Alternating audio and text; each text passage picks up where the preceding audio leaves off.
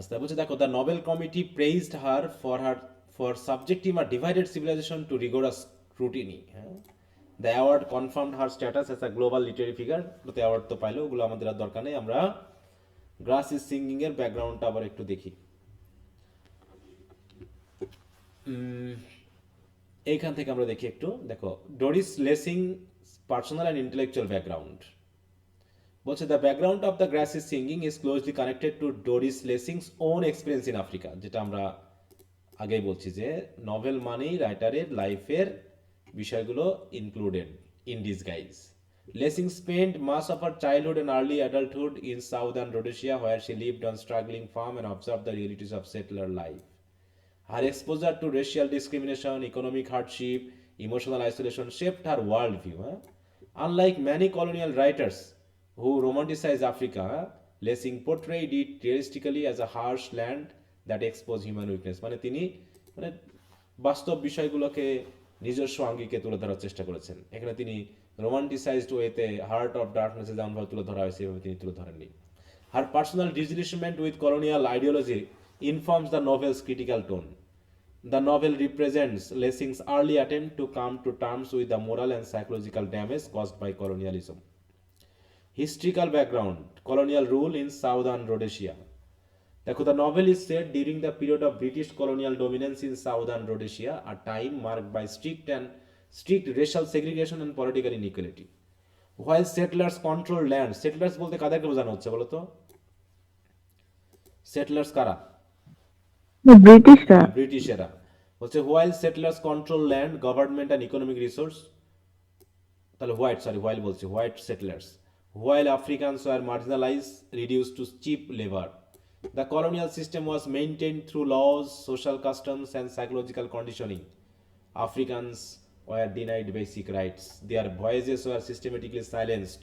যেটা long walk two freedom আমরা পড়েছি, আই হ্যাভ আ ড্রিম পড়েছি, তাই না? সেগুলোতে এভাবেই দেখানো হয়েছে। This historical background creates an atmosphere of tension, fear, and moral distortion.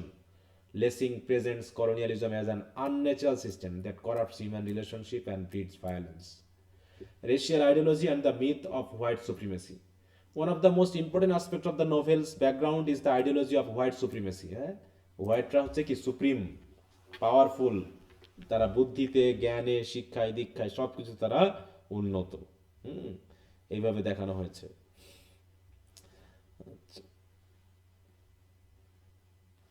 তারপর কি বলছে দেখো, colonial society believed in inherent superiority of Europeans. হ্যাঁ, ইউরোপিয়ানরা সুপিরিয়র, হ্যাঁ, তারা সব কিছু, তারা সব জানতা।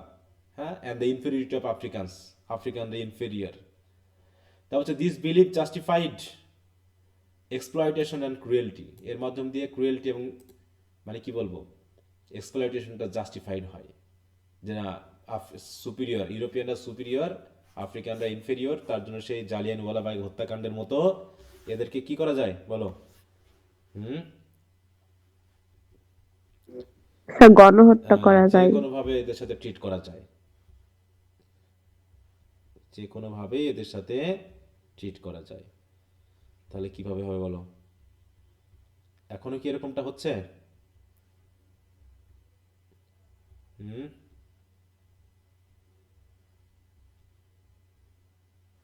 এরকমটা হয় বলো? হচ্ছে তো স্যার। কোথায় কোথায় হচ্ছে বলো?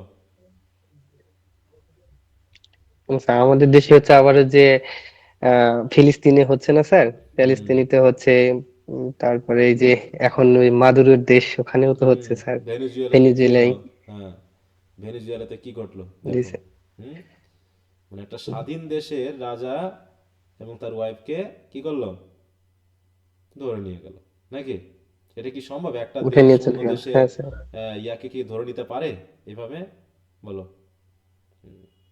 নিশ্চয় পারার কথা না, তাই না? কিন্তু সেটা তো তেমনই হয়েছে জি নাকি? স্যার। তাহলে খেয়াল করে দেখো। তো যাই হোক, তাই বলছে whites were taught to maintain emotional and psychological distance from Africans, to preserve authority. দেখো, তারা ডিস্টেন্স মেনটেন করে চলতো। ঠিক এরকম ভাবে চলে আমাদের দেশের প্রশাসন লেভেল। হ্যাঁ, তারা মনে করে কি বলো, তারা কমন পিপল থেকে অনেক দূরে বসবাস করে। হ্যাঁ, বুঝতে পেরেছ? দে আর দ্য লর্ডস। তারা আমাদের দেশের লর্ড। দূরত্ব অথরিটিকে টিকিয়ে রাখে, বুঝতে পেরেছ? মানুষের সাথে মিশলে অথরিটেটিভ হওয়া যায় না বেশি। যত দূরত্ব বজায় রাখবা মানুষের কাছ থেকে, তত বেশি তুমি অথরিটেটিভ ভাব দেখাতে পারবা। হ্যাঁ, হচ্ছে any breach of this racial code, আর এরকম আচার আচরণে যদি কোনো রকম কোনো ঘাটতি ঘটতো, was consider dangerous. Mary Turner's life is governed by this ideology, which shapes her fear, guilt and eventual collapse. Lessing exposes racism as a destructive force that poisons the minds of the colonizer and dehumanizes the colonized. Social background, white settlers community and conformity. The white settler community in the novel is portrayed as rigid, judgmental and emotionally sterile. মানে sterile মানে কি জানো? Emotionally কি sterile মানে কি? Sir বন্ধা বা বন্ধা মানে শূন্যতা, নিষ্ফলা। যেখানে কোনো আবেগ নেই, এরকম ব্যাপারটা বোঝাতে করা হয়েছে। Social life is dominated by gossip, surveillance and moral hypocrisy. Individual freedom is sacrificed to social conformity. Women in particular are judged harshly for any deviation from accepted norms. Mary's independence as a working woman is viewed with suspicion, and she is pressurized to marry to conform to social expectation. যেটা লেসিং এর প্রথম বিয়েকে নির্দেশ করে, তাই না? সে working women হিসেবে প্রথম হ্যাঁ নিজস্ব স্যার। ইন্ডিপেন্ডেন্স খুঁজে পায়। তারপরে সে সামাজিক মানে প্রেশারের কারণে বাধ্য হয় বিয়ে করতে, কিন্তু সেই বিয়ে তার সফলভাবে থাকতে পারেনি সে। The settler community functions as a controlling force that shapes personal decisions and reinforces fear and repression. Gender roles and patriarchal structure, যেটা দ্বিতীয় বিয়েতেও তার সফল হয়েছিল। দ্বিতীয় বিয়ে বলো, না কিন্তু স্যার। দ্বিতীয় বিয়েটা সফল হয়নি। হ্যাঁ, হয়নি স্যার। দেখো, patriarchy forms a crucial part of the novel's background. Colonial society offered women limited choices, marriage, domesticity, and obedience. Mary Turner initially resisted this path, enjoying financial independence and urban life. However, societal pressure and fear of loneliness, fear of loneliness push her into marriage. Once married, she loses control over her life and identity.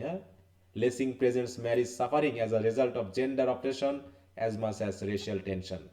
The novel critiques a patriarchal system that denies women autonomy and emotional fulfillment. Economic background. Failure of white farming. Economically, the grass is singing reflects the instability of white farming life in Africa. Many settlers lacked agriculture knowledge and underestimated the land's challenges. তারা বুঝতে পারেনি, যেটার কারণে পরবর্তীতে ক্ষতি হয়ে যায়। Dick Turner's farm symbolizes this failure. His emotional attachment to the land is not matched by practical competence. Poverty, debt, and exhaustion dominate his life. Economic frustration deepens marital tension and intensifies Mary's sense of entrapment. Lessing uses economic failure to expose the illusion of colonial prosperity and the settlers' inability to adapt. যে settlers' inability to adapt, তারা মানে কি বলবো, তারা সফলভাবে এগুলোকে নিয়ন্ত্রণ করতে পারেনি, কারণ ইগোইস্টিক ব্যাপারটা কখনোই তাদেরকে কমন মানুষের সাথে সাথে লাগাতে দেয়নি। The African landscape and environmental background. The African environment plays a significant role in shaping the novel's background. The heat, drought, and vast emptiness of the land create a sense of oppression and isolation. Nature is not portrayed as nurturing but as different and overpowering. নেচারও যেন ওদের পক্ষে না, তাই না? আফ্রিকাতে কি nature কি জনগণের পক্ষে? বলো। না স্যার। ফসল হয় না, সেখানে পানি থাকে না, হ্যাঁ, চারিদিকে শুধু ধুধু মরুভূমি, শূন্যতা, এরকম কিছু। For Mary, the landscape becomes a hostile force that mirrors her inner turmoil. The environment intensifies her loneliness and accelerates her psychological background. Lessing uses the African setting to challenge romanticize colonial notion of Africa as a land of opportunity. যারা colonial Notion এটাকে land of opportunity বললেও আফ্রিকাতে তারা এটাকে challenge হিসাবে দেখেছে। The farm as a symbol of isolation and decay. The farm is more than a physical setting.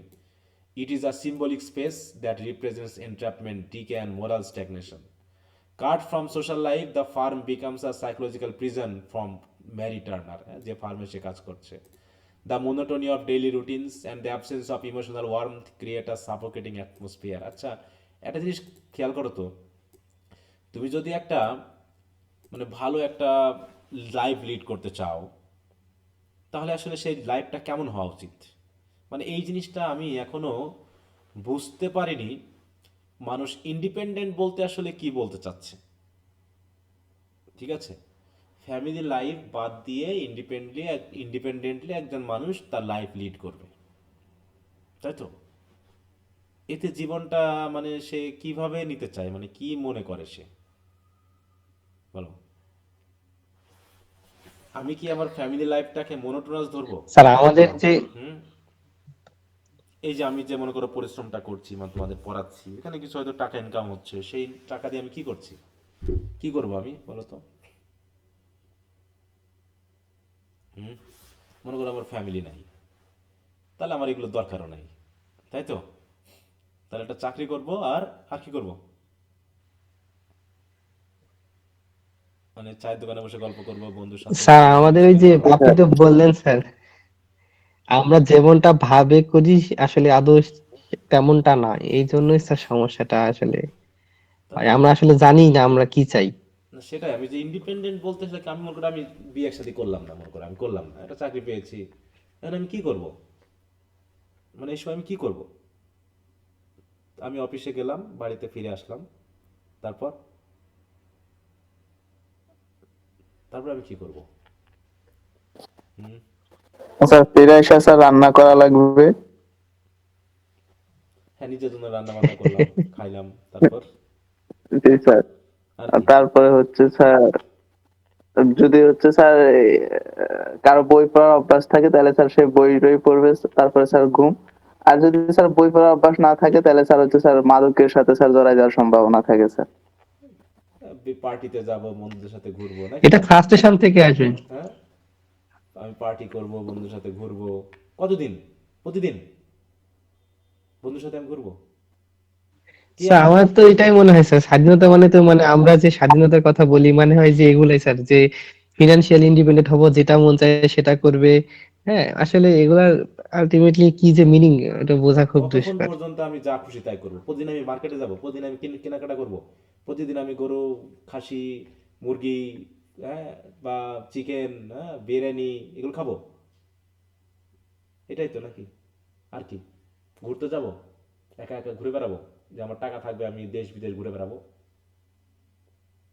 এরকম? কি সেটা? আমি তো নিজেই বুঝি না যে আসলে এটা কেমন, কেমন লাইফ হতে পারতো, বা কেমন লাইফ হবে আসলে। এই যে ফ্যামিলি লাইফ, হ্যাঁ, এখানে অনেক টেনশন আছে, চাপ আছে, হ্যাঁ, মানে ভালোবাসা আছে, ঘৃণা আছে, সব কিছুই আছে। তাহলে আমি কি করতাম?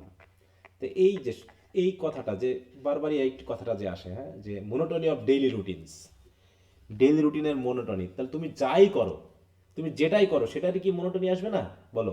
হুম। যে যা জি কাজ স্যার। করে সে কাজ তো প্রতিদিন সেই করে। তুমি কি তোমার বন্ধুদের সাথে প্রতিদিন ঘুরতে পারবে? একইভাবে ঘুরে ফিরা করে কি তুমি ইয়া করতে পারবা? তুমি প্রতিদিন চায়ের দোকানে বসে বন্ধুদের সাথে গল্প করবে, এটাও কি একটা মানে একই জিনিস হয়ে যাচ্ছে না লাইফে, বলো? যে যা করে সে কি প্রতিদিন ওই কাজই করে না?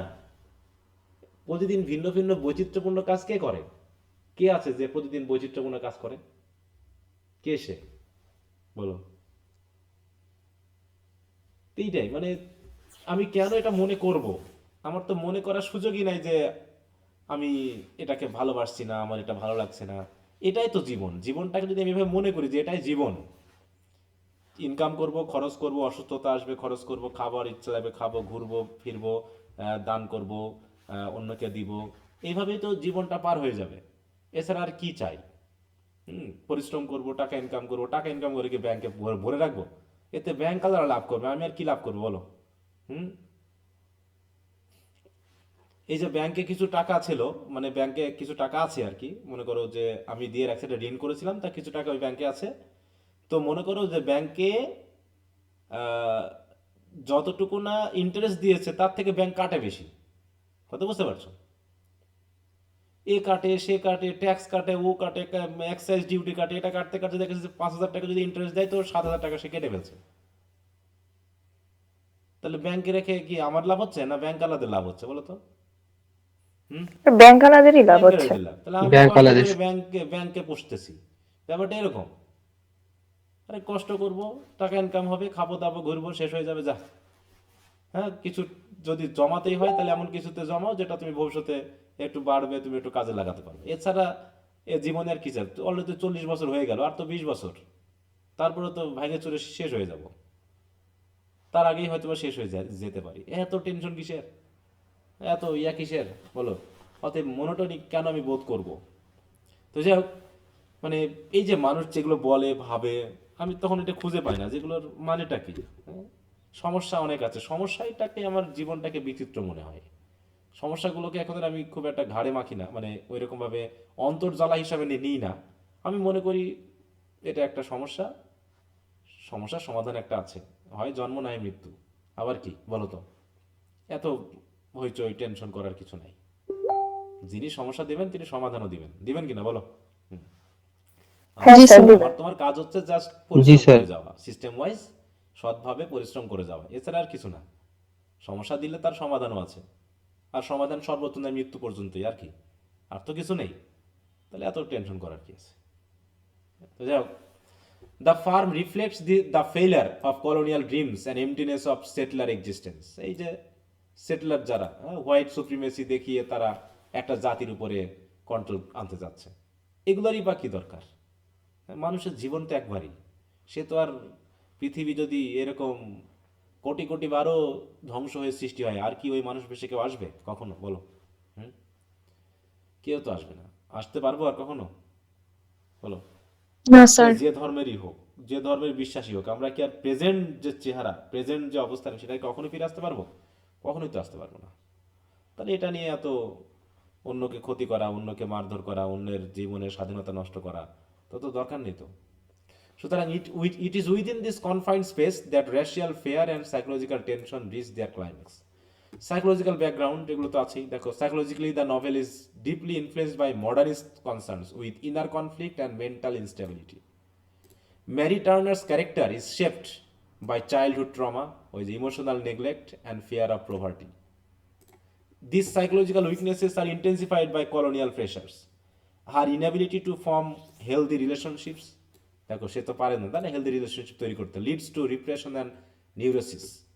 লেসিং পোর্ট্রেস mental breakdown not as individual weakness but as conscious social and environmental forces. দেখো এই যে, হ্যাঁ, যদি মেন্টাল উইকনেস, যেটা ইন্ডিভিজুয়াল যে উইকনেস, এটাকে তিনি সমাজ এবং এনভায়রনমেন্টাল ফোর্সের একটা কনসিকুয়েন্স মনে করছেন। তো এটা যদি সোশ্যাল এবং এনভায়রনমেন্টাল ফোর্সের একটা কনসিকুয়েন্স হয়, বা এটা যদি আমি এটা বলে মেনেই নিই, তাহলে এই কনসিকুয়েন্স থেকে কি আমি রক্ষা পেতে পারি কখনো বলো?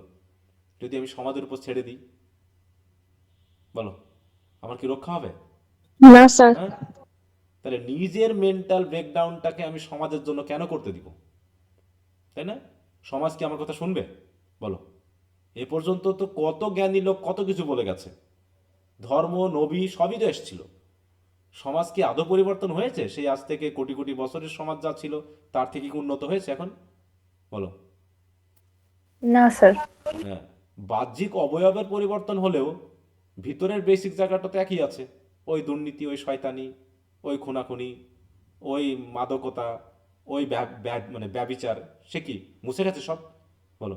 এত এত নবী আসলো, এত এত ধর্ম আসলো, সমাজকে কি পরিবর্তন করতে পেরেছি আমরা? তাহলে সমাজ যদি আমার মনের উপরে প্রভাব ফেলে, তাহলে সেই মনের সুস্থতা তুমি কোত্থেকে পাবা বলো? কেউ তোমাকে সুস্থ রাখবে? কেউ পারবে তোমাকে সুস্থ রাখতে আদৌ?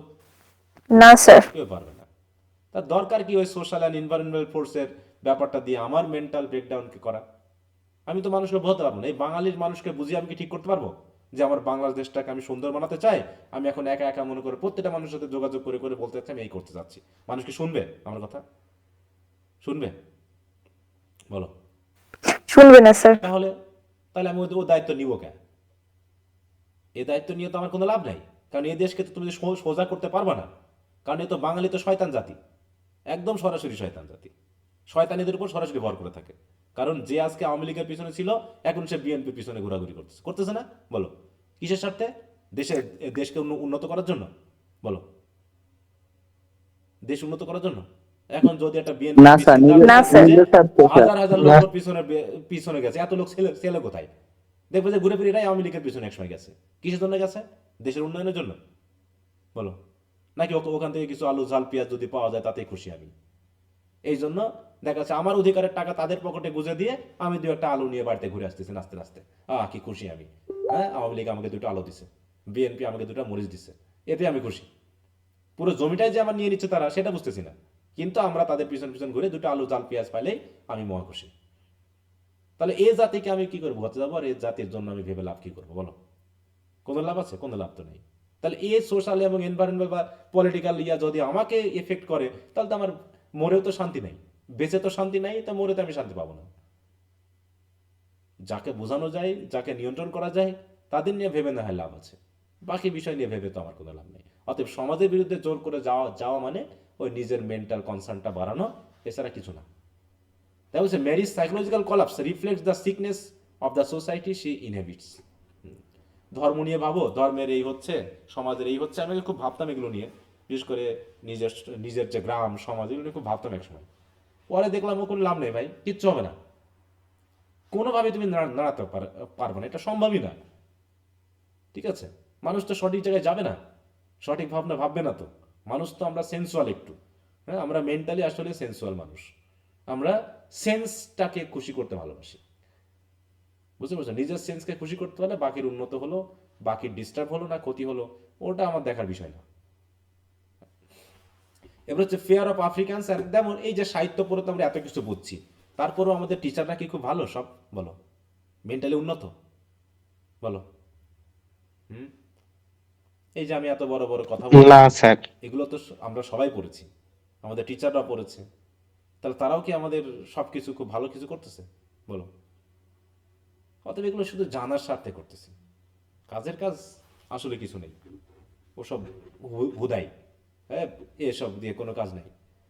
Fear of Africans and colonial paranoia. হ্যাঁ, দেখো, আফ্রিকানদের ভয়, fear of Africans is central psychological element in the novel's background.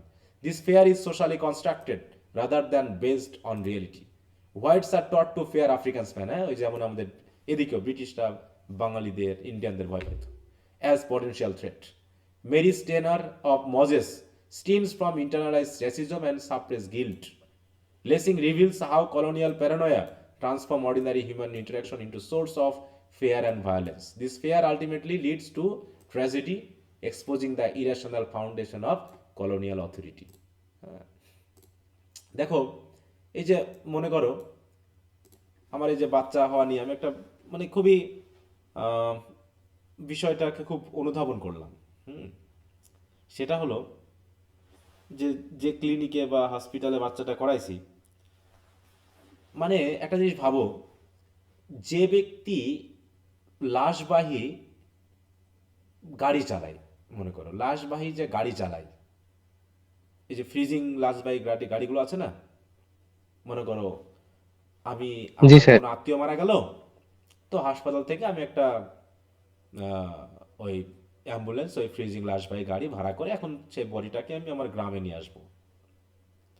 তো ওই ড্রাইভার কি আমার মানে কষ্টে দুঃখে কি কখনো টাস্ট হবে, নাকি সে তার বিজনেস ঠিক রাখবে? কোনটা? বিজনেস ঠিক রাখবে। আমার কাছে টাকা থাকুক আর না থাকুক, সে আমি যত বিপদেই পড়ে যাই আর যেভাবেই আমার আত্মীয় মারা যাক না কেন, ওই গাড়ির ড্রাইভার তার যে 10,000 টাকা, 15,000 টাকা, 20,000 টাকা যে বিল, সে আমার কাছ থেকে নিবে, নাকি নাকি আমার কষ্টে কেঁদে কেঁদে সে তার বিজনেস লস করবে? হ্যাঁ, করবে, বলো? না স্যার। না স্যার। তার তো কাজই ওইটা। তাহলে তো প্রত্যেকেরই তো মানুষ মারা গেছে এবং প্রত্যেকেই তো কষ্ট আছে, নাকি? তার প্রত্যেকেই কষ্টে আছে, দুঃখে আছে, তার প্রত্যেকের কষ্টে দুঃখে কি সে বলবে আমি টাকা নেব না, তোমার আমি যাত্রী, তোমার এই বডি আমি এমনি এমনি রেখে আসবো? করবে সে কখনো এটা, বলো? বা যে মনে করে অ্যাম্বুলেন্স স্যার। ড্রাইভার, যে হচ্ছে অ্যাম্বুলেন্স ড্রাইভার, তার তো কাজই তো রুগী নিয়ে দৌড়াদৌড়ি করা, নাকি? এখান থেকে তাহলে সে তো দেখে দেখে অভ্যস্ত যে রুগী নিয়ে মানুষ কত কষ্টে টাকা খরচ করে করে এই হাসপাতাল থেকে হাসপাতাল দৌড়ে বেড়াচ্ছে, তারপরে কি সে কি টাকা ছাড় দিবে তোমার আমার জন্য? দেবে? কখনোই না স্যার। কখনোই না। না তো এরকম ভাবে ডাক্তার যে অপারেশন করতেছে, সে অপারেশন করতে গিয়ে তোমার রুগী মারা যাক আর জীবিত হোক, সে কি তার অপারেশনের যে চার্জটা সেটা কি ছাড় দিবে? বলো, দেবে? দিবে না স্যার। দেবে না। না স্যার। হ্যাঁ, তা এটাই তো বাস্তবতা, যে আমরা সবাই সবাইকে সার্ভ করছি এবং যার যার জায়গাতে আমরা serviceman, service holder, service receiver. এখানে করুণা দয়া মায়ার কোনো জায়গা নেই। এখানে ওটা চাইতে গেলে বা দিতে গেলেই সমস্যা। অতএব এগুলো আশা করা যাবে না। অতএব সমাজের বাস্তবতা এটাই, যে কবর খুঁড়ে, তাই তো তোমার আত্মীয় মারা গেছে তারা কবর খুঁড়ে দেবে, তারা কি টাকা নিবে না? বলো, যারা গোরখোর হয়, যারা টাকার বিনিময়ে কাজ করে, বলবে যে তোমার আত্মীয় মারা গেছে, তুমি খুব কষ্টে আছো, তোমার কাছ থেকে টাকা নেব না। তাহলে তাদের কি পেট চলবে? তাদের কি ইয়ে চলবে? চলবে না নিশ্চয়ই। তো ব্যাপারটা তো এরকমই, জীবনটা এরকমই। সুতরাং আতঙ্কে, ভয়ে, আক্রোশে, আবেগে এর নাচানাচি ফাটাফাটি করে কোনো লাভ নাই। যা ঘটার তা ঘটবেই, যা হবার তাই হবেই। জীবনটাকে নিজের মতো করে চলতে দাও। আর কি বলবো, সমাজ, ধর্ম এবং রাজনৈতিক ইনডিসিপ্লিন, কনফ্লিক্ট যেন তোমাকে কোনোভাবে ডিস্টার্ব করতে না পারে। কারণ সমাজের জন্য এত কিছু করে কোনো লাভ নেই। রবীন্দ্রনাথ অনেক কিছুই বলে গেছেন, নজরুল অনেক কিছুই বলে গেছেন, সব লেখকই অনেক কিছু বলে গেছেন। সমাজের কি উন্নত হয়েছে? বলো, হয়নি তো। রবীন্দ্রনাথ কি বলে গেছেন সেটা নিয়ে স্টাডি করতেছে, সেটা নিয়ে পিএইচডি করে আবার দুর্নীতিও করতেছে, করতেছে না? বলো, তা রবীন্দ্রনাথ কি বলে গেল না বলে তার গেল, তাতে কি জি সমাজের স্যার। কোনো উন্নয়ন হয়েছে? বলো, সমাজ কি খুব ভালো হয়ে গেছে? কোনো কিছুই হয়নি। তাহলে হুদাই রবীন্দ্রনাথ হতে যেয়ে আমার লাভ কি? হ্যাঁ, ওই বাহবা দিয়ে লাভ নেই। রবীন্দ্রনাথের নামে একটা, মনে করো আমি এখন দিলাম রবীন্দ্র বার্ষিকী উদযাপন করব, এই বার্ষিকী উদযাপন করতে গিয়ে বাজেট হলো 10, মনে করো 50,000 টাকা, 20,000 টাকা গায়েব হয়ে গেল। হুম, আমরা রবীন্দ্র জয়ন্তী পালন করে ফেললাম, তাই তো? বুঝতে পারছো তো? এইরকম ভাবে জাস্ট আমরা জয়ন্তী পালন করতে থাকবো, কিন্তু নিজের উন্নয়নের জন্য না। এবার হচ্ছে sexual repression and unspoken tensions. Sexual repressions plays a subtle powerful role in the novel's background. এখানে একটা খেয়াল করো, সেক্সুয়াল রিপ্রেশন।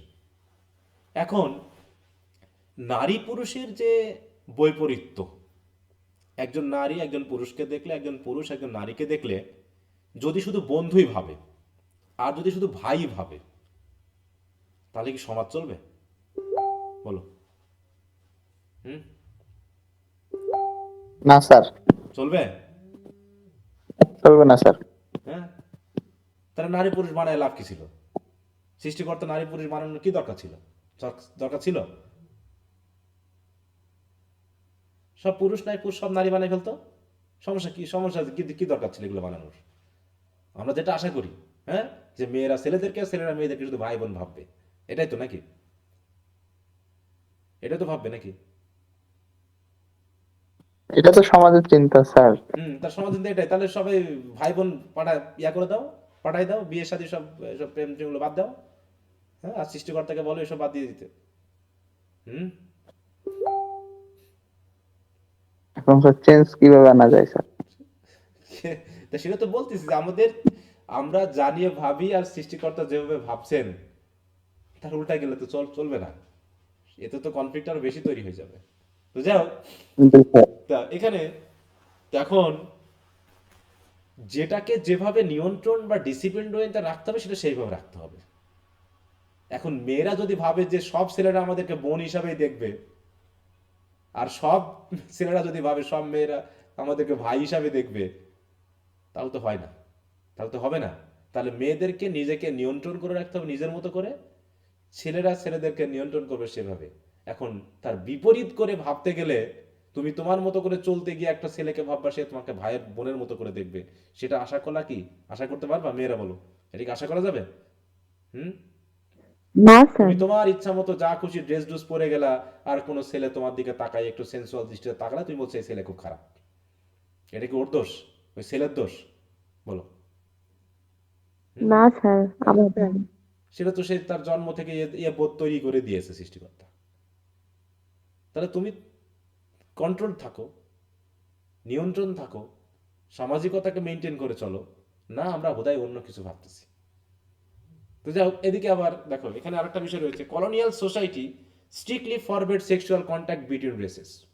আবার বিটুইন রেসেস মানে কি, হোয়াইটদের সাথে ব্ল্যাক, ব্ল্যাকদের সাথে হোয়াইট সেক্সুয়াল কন্ট্যাক্ট করা যাবে না, ঠিক আছে? তো এটা দেখা যাচ্ছে একজন ব্ল্যাক একজন হোয়াইটকে যদি ভালোবেসেই ফেলতেছে, সেটা আর বিয়ে করতে পারছে। একইভাবে একসময় ছিল ক্যাথলিক এবং প্রোটেস্ট্যান্টদের মধ্যে বিয়ে করানো যাবে না, ঠিক আছে? তো মানে সে কি ঝামেলা, মানে যে যার মতো করে সমাজ পৃথিবী চালানোর চেষ্টা করতেছে, এবং সেটা ধর্মীয় না, এটা রাজনৈতিকও না, এটা হচ্ছে একটা ক্ষমতার প্রয়োগের ব্যাপারের সাথে যাচ্ছে, ঠিক আছে? রাগ বিদ্বেষ এগুলোর উপর দিয়ে যাচ্ছে, creating intense psychological tension.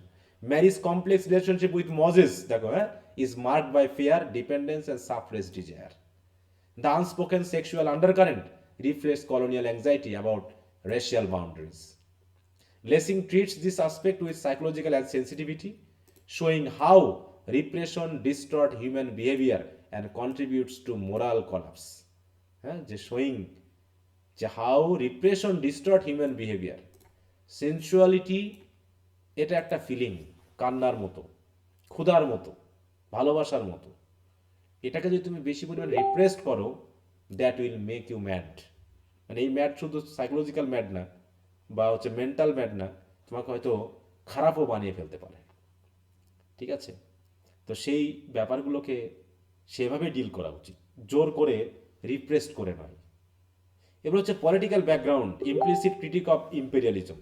Although not overtly political, মানে পুরোপুরি পলিটিক্যাল হিসাবে দেখানো হয়নি, the grass is singing delivers a strong critique of ইম্পেরিয়ালিজমের সমালোচনা করেছেন। The novel exposes the hollowness of colonial authority, the illusion of control. White settlers believe they dominate Africa, yet they are imprisoned by fear, isolation and moral confusion. হ্যাঁ, তারা আফ্রিকাকে dominate করছে, কিন্তু তারাও ভয়ে আছে যে আফ্রিকানরা কবে আবার তাদের উপর এসে আশ্রে পড়ে। The murder of Mary Turner symbolizes the inevitable breakdown of an unjust system. Lessing suggests that violence is the natural outcome of oppression and inequality. Operation এবং ইনইকুয়ালিটির মাধ্যমে ভায়োলেন্স হয়।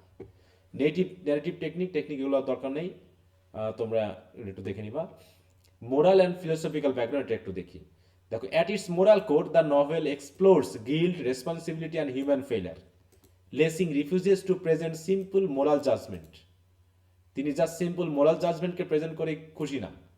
Mary Turner is neither wholly innocent nor wholly guilty, মানে তিনি moral ব্যাপারটা, মানুষ মানেই মানুষ, সে দেবতাও না, সে শয়তানও না, তাই তো? সে হচ্ছে কি ভালো মন্দের একটা মাঝামাঝি অবস্থানে তৈরি একটা জীব, তো তার ভিতরে সবই থাকবে। এখন she is a product of our society, এবং সে যেভাবে তৈরি হবে সেটা তার সমাজ যেভাবে তৈরি হয়, সমাজ যেভাবে তাকে শেখায়। কেমন? যেমন হচ্ছে, যদি আমরা খাওয়া দাওয়ার কথা ভাবি, খাওয়া দাওয়ার ব্যাপারটা যদি ভাবি, হিন্দু, মুসলিম এবং খ্রিস্টান এই তিন ধর্মের খাওয়া দাওয়ার মধ্যে পার্থক্য আছে না? পোশাক আশাকের মধ্যে পার্থক্য আছে না? বলো। হ্যাঁ স্যার। হ্যাঁ, এখন একজন মেয়ে কিভাবে পোশাক পরবে, কিভাবে সাজগোজ করবে, সেটা কিসের উপর ডিপেন্ড করতেছে বলো? তার সমাজের উপরে না? বলো।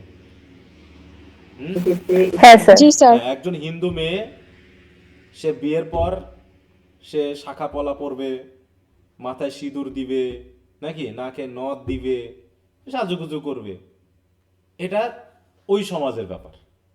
এটাকে ঘৃণা ভরে দেখার কিছু নেই, এটা নিয়ে মানে বাজে গালি করারও কিছু নেই। এটা তার সমাজ দ্বারা প্রচলিত, সে সমাজে বড় হয়েছে, ওটা ওভাবেই তৈরি হয়েছে। একইভাবে যখন তুমি মুসলিম পরিবারে আসবা, তখন কি সেরকম সিঁদুর শাখা পলা পরবে? বলো। না স্যার। না, না, নিশ্চয়ই স্যার। পরবে না। সে হিজাব পরবে, সে বোরকা পরবে, দিয়ে সে সমাজে বার হবে, সে এটা তার সমাজের সিস্টেম। এখন কোনো হিন্দু মেয়ে যদি তাকে নিয়ে সমালোচনা করে, কথা বলে, তাহলে কি হবে বলো? এটা নিশ্চয়ই হবে না। তাহলে সমাজ দ্বারা একজন মানুষ তৈরি হয়, সমাজ দ্বারা ইনফ্লুয়েসড হয়, অথবা এটা সামাজিক একটা মানে কি বলবো কাস্টমস সিস্টেম, সেইগুলো দিয়ে আমাদেরকে চলতে হয়। সেই হিসাবে সমাজটাকে আমরা নিয়ম মাফিক চালাতে চাই, কিন্তু আমরা কি করি? এগুলা নিয়েও ভেজাল তৈরি করি। হ্যাঁ, দেখো, she is a product of our society shaped by fear and conditioning. The novel suggests that colonial society itself is morally corrupt. Colonial তো নিজেই করাপ্ট, যেটা আমরা শুটিং অ্যান্ড এলিফ্যান্ট পড়েছিলাম না, বলো শুটিং অ্যান্ড এলিফ্যান্ট জি স্যার। জি sir. সেটা তো আমরা দেখছিলাম। জি sir producing victims on both side of the racial divide, সেখানে দেখানো হয়েছে the oppressed and the oppressors both equally suffer, তাই তো, দুইজনই সাফার করতেছে। এটা লং ওয়াক টু ফ্রিডমে আব্রাহাম লিঙ্কনও বলেছে, কি নেলসন ম্যান্ডেলাও বলেছেন, ঠিক আছে। This moral complexity adds depth and seriousness to the narrative. তো যাই হোক, চ্যাপ্টার ওয়াইজ যে সামারিটা আমরা আগামী দিন একটু দ্রুত পড়ে এটাকে শেষ করার চেষ্টা করব। তোমরা নিশ্চয়ই পড়েছো নাকি? জি স্যার সেটা পড়েছি। আচ্ছা, এখানে মনে হয় কয়টা, 11টা না কয়টা আছে, মনে থাকে না, কয়টা আছে চ্যাপ্টার জানা আছে? 10, 11, আচ্ছা ওই 11টা মতো। তো আমি এই যে ডিটেলস যে সামারিটা আছে এই জায়গা থেকে আমরা একটু পড়বো, কারণ ডিটেলস সামারি ছাড়া তো আসলে পুরো গল্পটা আলোচনা করা মুশকিল হয়ে যাবে। তারপরে তোমরা ক্রিটিক্যাল অ্যানালাইসিস দেখলো, জাস্ট আমরা আরেকটা ক্লাস আগামীকাল এই গল্পের যে লাইনটা সেটা নিয়ে একটু আলোচনা করবো, ঠিক আছে, আগামী ক্লাসে। আচ্ছা, আর তোমাদের আরেকটা যে ছিল, দ্য সান অলসো রাইজেস, তাই তো, এটা তোমরা পড়তেছো তো? জি স্যার। জি স্যার, পড়তেছি স্যার। আচ্ছা ঠিক আছে। আচ্ছা, তো যেহেতু আমাদের এখন একটু সময় আছে, আমরা ডিটেলস সামারি অংশটুকু একটু পড়া শুরু করি আর কি। ইন্ট্রোডাকশনটুকু দেখলাম না, এখান থেকে আমরা শুরু করি। দেখো, ম্যারি টার্নার্স, আচ্ছা এটুকু থেকে আমরা যাই, তাহলে এখানে রাইটার সম্পর্কে একটু অ্যাড করে নেওয়া হবে। দেখো, the grass is singing opens not with a slow interaction. দেখো আজকে একটা কি ঘটনা ঘটেছে, কালকে তো তোমাদের বললাম না, কাদের বললাম, যে আমার এক ইয়া মারা গেছেন, মেশো জি জি স্যার, স্যার, আমাদেরকে বলেছিলেন। বলছিলেন স্যার। আমাদের বলছিলেন স্যার। ওই ঘটনার সাথে রিলেটেড 3 জন মারা গেছে। একজন হলো আমার মেশোটা মারা গেলে পরে একজন দেখতে মানে যাচ্ছে, অ্যাক্সিডেন্টে ওই লোকটা মারা গেছে, ঠিক আছে, মানে অ্যাক্সিডেন্টে মারা গেছে। আজকে আবার যখন ওনাকে চার্চে নিয়ে যাওয়া হয়েছে, চার্চে নিয়ে গিয়ে যখন মানে যে প্রার্থনা টার্থনা করা হয়, ওই চার্চের ভিতরে আর একজন মারা গেছে, বুঝতে পারছো? তো বোঝো কাহিনী, মৃত্যু কোথায় আছে, বুঝতে পারছো? এই হচ্ছে অবস্থা।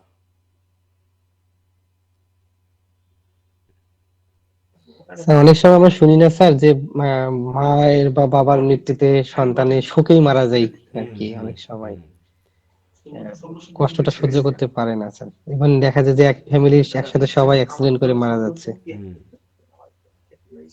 তো এগুলা স্যার খুবই অনিশ্চিত স্যার, আসলেই এরকম চিন্তা ভাবনা করলে তখন আর অত স্বাধীন হতে মন চাইবে না স্যার। হুম, স্বাধীন হয়ে লাভটা কি, ওই যে বললাম যে আসলে আলটিমেট লাভটা কি, সেটাই তো আমি খুঁজে পাই না। ওই যে আমাদের রাইটার, ওনারও কি আলটিমেট কি লাভটা হয়েছে স্যার? মানে জীবনে তার 2টা বিয়ে করলো, সন্তান হইলো, তাদেরকে ছেড়ে দিয়ে এভাবে ওই লাভ হচ্ছে আসলে মানুষের কাছ থেকে কি খ্যাতি লাভটা পেয়েছে, হলো? হয়তো নোবেল নোবেল পাইলো। পুরস্কার পেয়েছে, এইগুলোই। হুম। তো যাই হোক, রাতে তো স্যার ঘুমার সময় আর যাই তো হোক, কেউ নেই সাথে, ঠিকই নাকি আছে। নিজে একা? হুম, নিজে একা। আচ্ছা, দায়িত্ব নিতেই হবে, হ্যাঁ, দায়িত্ব সামাজিক হোক ফ্যামিলি হোক নিতেই হবে। এখানে মানে তুমি আলটিমেটলি একাকিত্ব বোধ করবা যখন তোমার কেউ নেই সাথে। বিশেষ করে এই যে আমাদের চার্চ রিলেটেড যে ফাদারগুলো হয়, ওরা তো বিয়ে করে না, সিস্টার ফাদার, ওদের সাথে যদি কখনো এরকম কথা বলো বা ইয়া করো, তখন তাদের মেন্টাল যে অ্যাগনিটা সেটা তোমরা ফিল করবা, বুঝতে পেরেছো? যে অনেক সময় ভালোবাসা তো একটা ফিলিং, সেই ফিলিং যেমন আমরা শ্বাস গ্রহণ করার পর ওটাকে কি আবার সে ফেলে দিতে হয় না, বের করতে হয় না, বলো? হ্যাঁ স্যার। তো মানুষের জি মধ্যে স্যার। এই ভালোবাসাও তো একটা ফিলিং বা প্যাশন, এটাকেও তো বের করতে হবে, বলো। তা নাহলে তো এটা বিষ হয়ে যাবে। যেমন ব্যায়াম করলে পরে ঘাম হয়, ঘাম দিয়ে শরীর থেকে বিষ বার হয়ে যায়, তখন তোমার ফুরফুরা লাগে।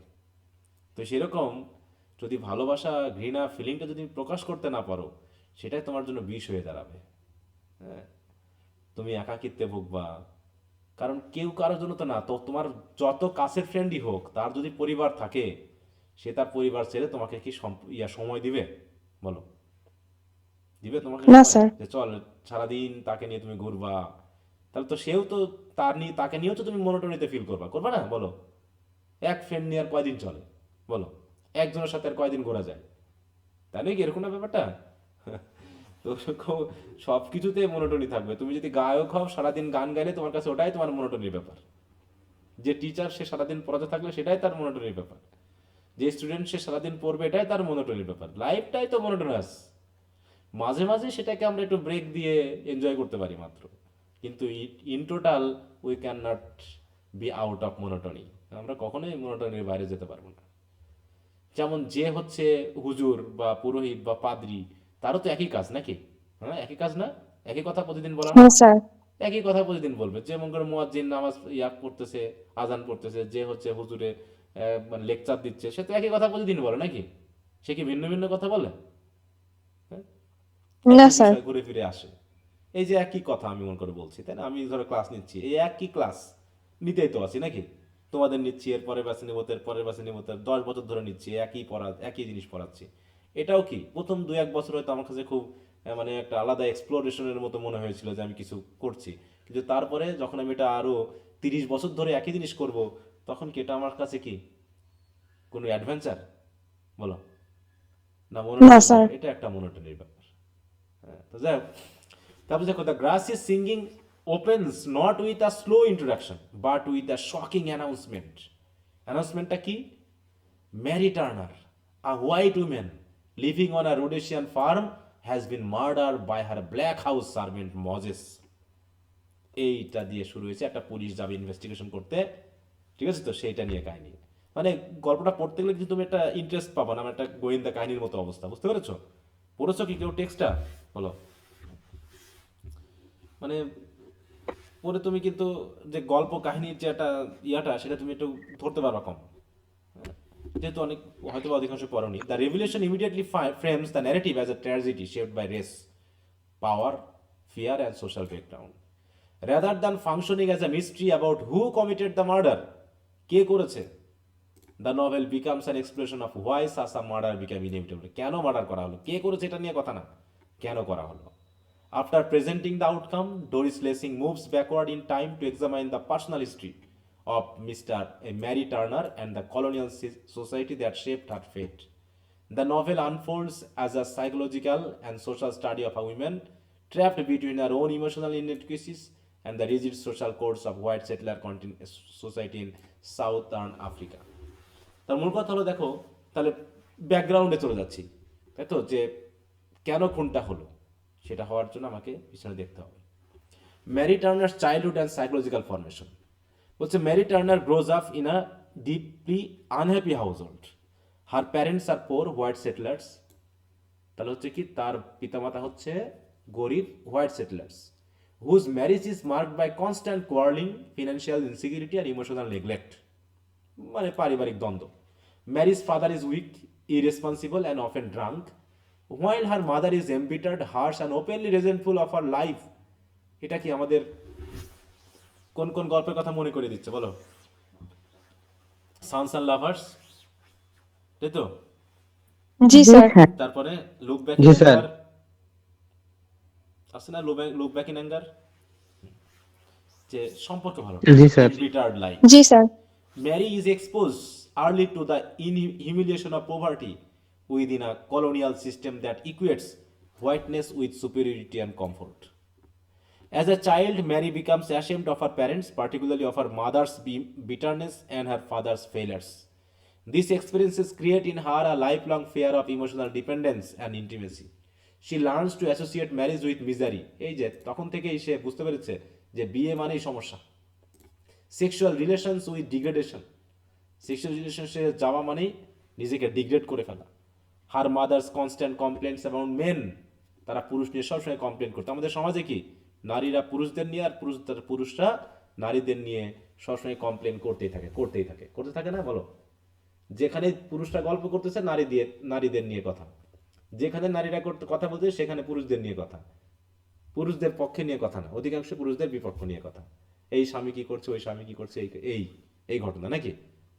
আর পুরুষরা হলে তার বউ কেমন, কি করছে না করছে, এই কাপড় চোপড় নিয়া টুয়া এই নিয়ে কথা। মানে কেউ মানে নেচারটাকে কেউ ফিল করছে না যে পুরুষরা পুরুষদের মতো, নারীরা নারীদের মতো। পুরুষরা নারীদের মতো, নারীরা পুরুষদের মতো হবে, এমনটা কি আশা করা যাবে বলো? এটা কি আমরা আশা করবো? না স্যার। তাহলে এই দ্বন্দ্ব নিয়ে আমরা ভাববো কেন? পুরুষদের নিয়ে কেন নারীরা হইচই করবে, আর নারীরা কেন পুরুষদের নিয়ে হইচই করবে, আর পুরুষরা কেন নারীদের নিয়ে হইচই করবে? যে যার দায়িত্ব পালন করে গেলে তো হয়ে গেল। তারপর her mother's constant complaints about men. দেখো, মেয়ের সামনে যখন শুধু পুরুষদের নিয়ে কমপ্লেন করে যাচ্ছে, তখন মেয়ের পুরুষদের সম্পর্কে কি ধারণা হবে বলো? ভালো ধারণা আসবে কখনো? না স্যার। আসবে না। না স্যার। তাই বলছে live Mary deeply suspicious of romantic attachment. When Mary's parents die, she leaves the rural environment without grief and regret. হ্যাঁ দেখো, she leaves মানে তার পিতামাতার মৃত্যুতে তার কোনো ক্ষোভ নাই, কোনো ইয়া নাই।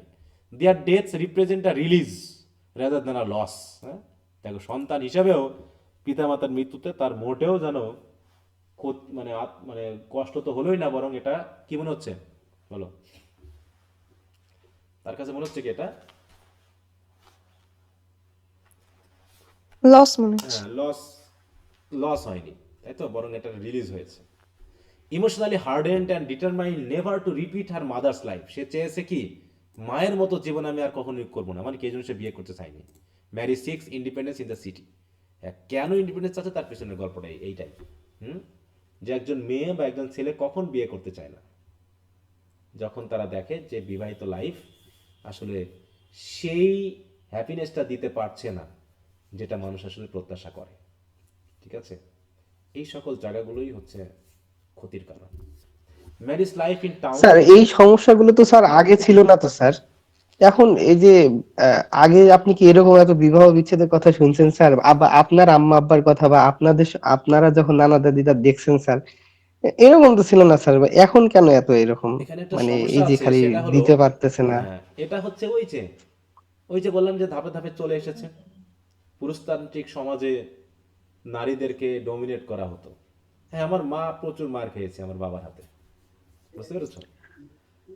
এটা বলবো, মনে করো যে আমার বাবার হাতে আমার মা জি স্যার, এই যে রিসেন্টলি স্যার, হুম, জি স্যার রিসেন্টলি হাইকোর্টের একটা রায় বেরোল না স্যার, যে দ্বিতীয় বিয়ে করার জন্য প্রথম ওয়াইফের হচ্ছে অনুমতি লাগবে না। এটা নিয়ে এত মাতামাতি স্যার দেখতেছি তো, মানে মানে খুব খুশি ছেলেরা যে আরে বিশাল ব্যাপার। এবং এই এগুলো জিনিসটাকে নিয়ে নিয়ে এত দেখো, মাতামাতি এই যে করার কি একটা আছে বিয়ে স্যার? করবে না 5টা বিয়ে করবে, এগুলো নিয়ে হাইকোর্টে যাওয়ারই বাকি আছে।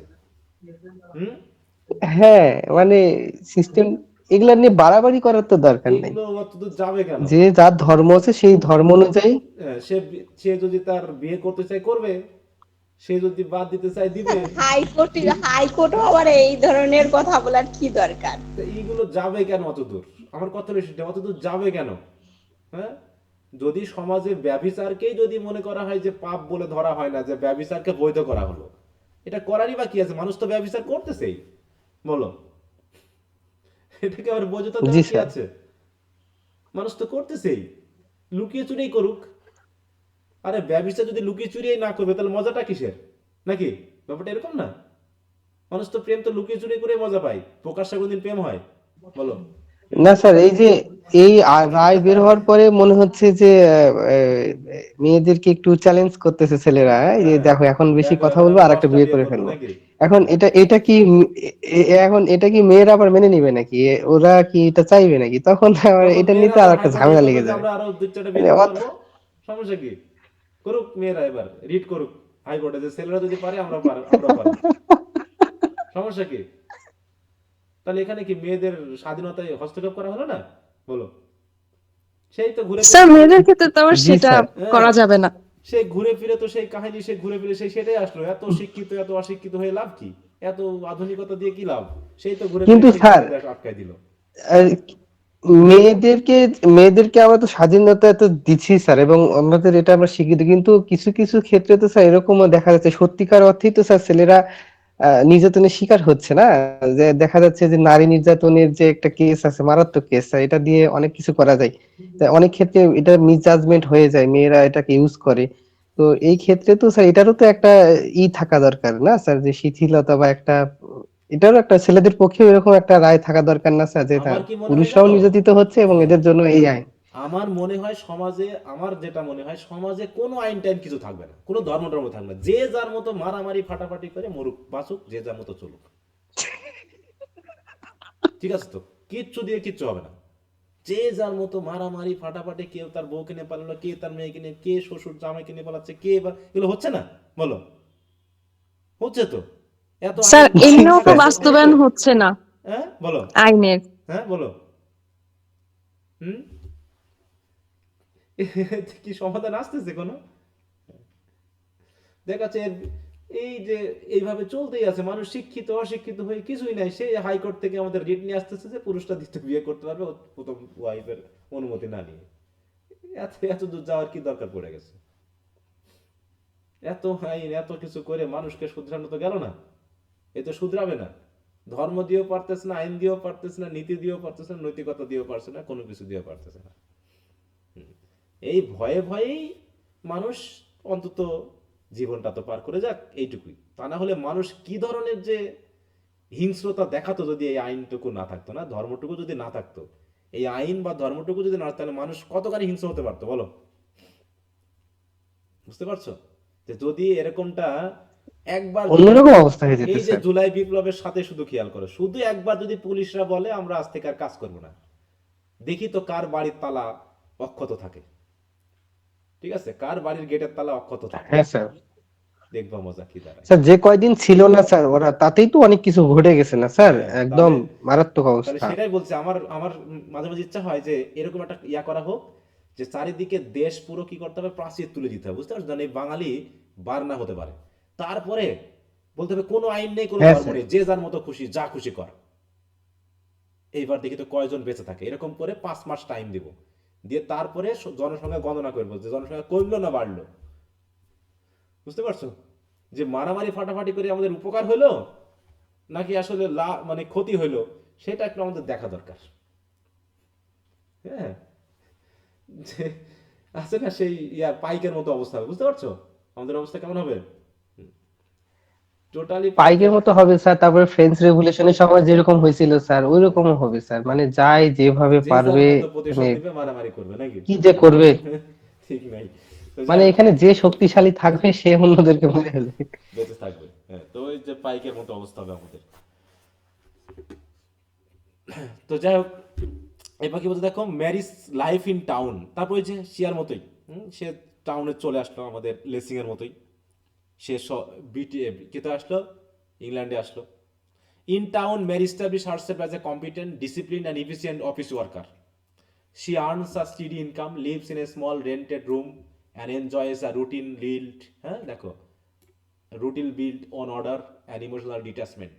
ইমোশনাল ডিট্যাচমেন্ট খেয়াল করো, সে সবসময় রুটিন ওয়ার্কে আছে, ইমোশনালি কোনো অ্যাটাচমেন্ট নেই কারোর সাথে। She avoids close relationships, parties, especially romantic relationships, কারণ ওই যে পিতামাতার কথা মনে আছে। Her colleagues consider her reliable but distant, efficient but cold. Mary values her independence intensely, তার ইন্ডিপেন্ডেন্সটাকে সে খুব ফিল করে, যে কারোর সাথে আমার কোনো অ্যাটাচমেন্ট নাই, নিজের মতো চলতে পারছি। She pride herself on needing no one and controlling her environment completely. Her life is narrow but stable. She has no ambitions beyond maintaining comfort and security, and she avoids reflecting deeply on her emotional emptiness. However this stability is fragile, কিন্তু এটা কি চলবে বেশি দিন বলো? এভাবে কি চলা যায়? ওয়ান ইভিনিং ম্যারি না sir. Overhears her colleagues gossiping about her. দেশে গল্প, কেউ হয়তো গল্প করতেছে, মনে করো একজন পুরুষ যদি বিয়ে না করে তাকে নিয়ে কি গল্প হতে পারে, একটা মেয়ে যদি বিয়ে না করে তাকে নিয়ে কি কি গল্প হতে পারে, হয়তোবা যা কিছু না তার থেকেও বেশি গল্প তোমার নামে প্রচলিত হয়ে যেতে পারে, তাই না? দেখো তারা কি করছে, they describe as her as old, sexless, unnatural for remaining unmarried in her 30s, হ্যাঁ, যে এই বয়সেও এখনো বিয়ে করছে না, তার নিশ্চয়ই কোনো কারণ আছে, কোনো ত্রুটি আছে, তা না হলে বিয়ে করবে না। হ্যাঁ দেখো এই গল্প শুরু হয়ে গেছে নাকি। The conversation deeply unsettles her, awaken long buried fears about social failure and abnormality.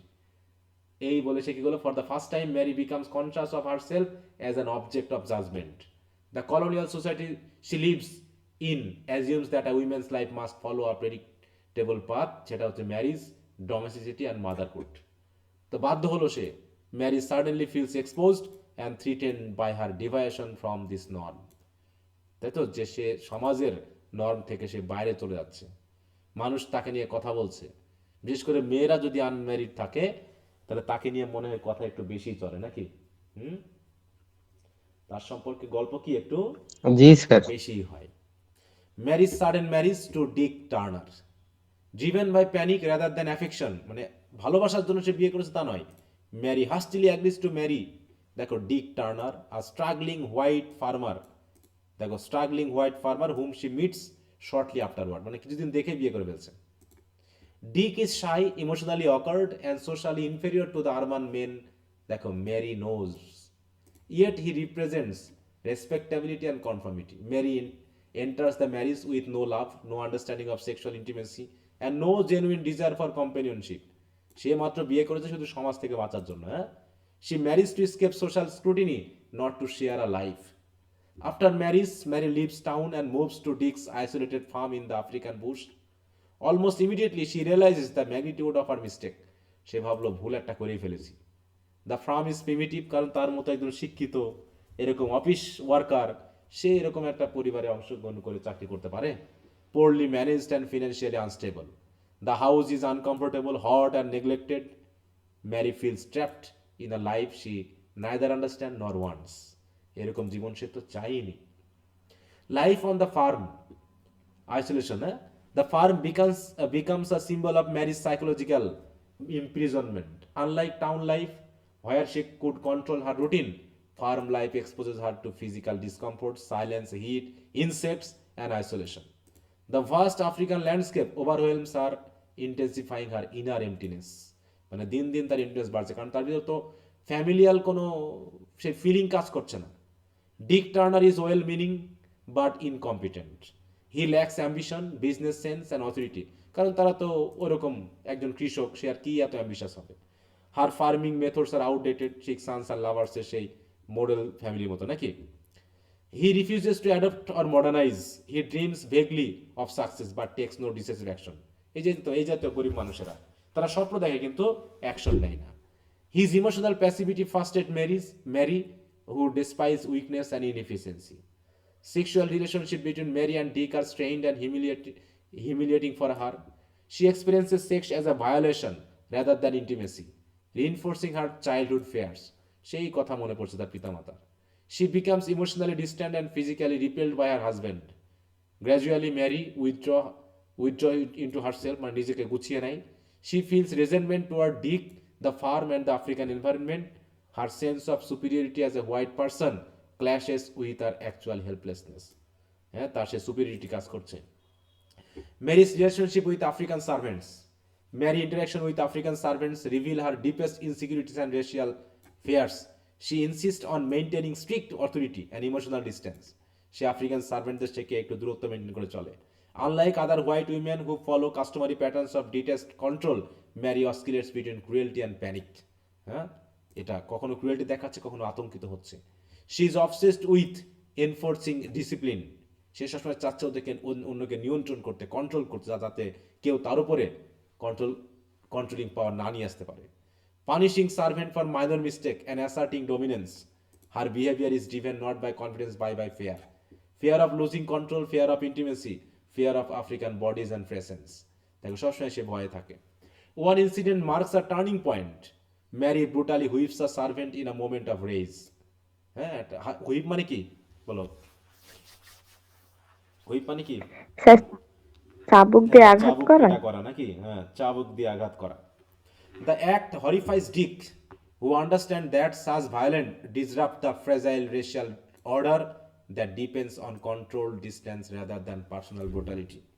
Mary's violence creates a psychological rupture, একটা মানসিক একটা ক্ষত তৈরি করে। The servants begin to view her with a mixture of fear and resentment. She herself becomes increasingly unstable, haunted by guilt and terror. The arrival of Moses. Among the African servants, Moses becomes central to Mary's fate. Initially, he appears as a quiet, competent worker. Mary had once beaten him years earlier. একবার সে তাকে মেরেছিল. This shared history creates a tense, unspoken bond between them. Over time, Moses begins to assume responsibilities beyond his role. When Mary becomes ill and emotionally fragile, Moses helps her physically, bringing water, assisting her movements, and maintaining the household. These acts cross the rigid social boundaries of colonial society. যেহেতু শারীরিকভাবে দুর্বল হওয়ার কারণে সেই rigid যে social boundary সেটা অনেকটা cross হয়ে যায়, where physical intimacy between black servants and white women is forbidden. Mary reacts with confusion and fear. She is simultaneously repelled and dependent. Moses' calm strength contrasts sharply with Dick's weakness. Mary becomes aware of Moses as a man rather than merely a servant, which terrifies her.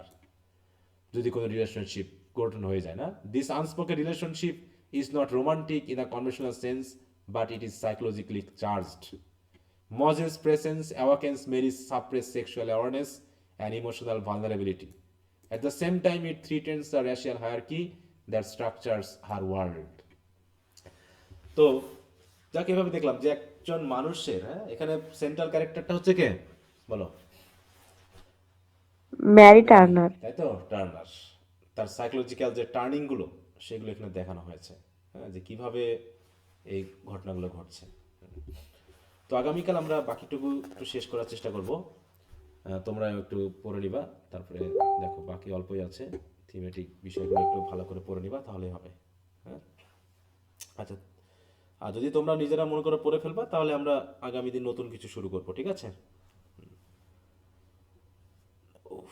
Sir একটা কথা বলবো? হ্যাঁ বলো। Sir রাগ করেন না।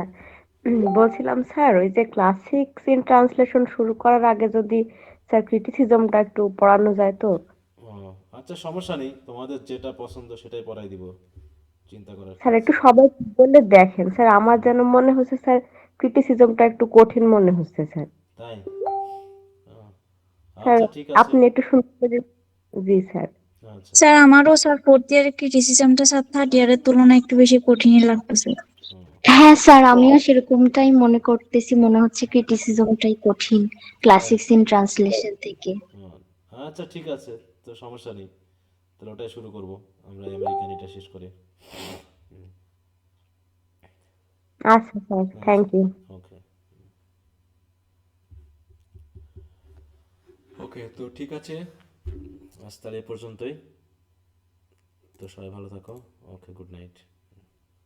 আসসালামু ওয়ালাইকুম আসসালাম।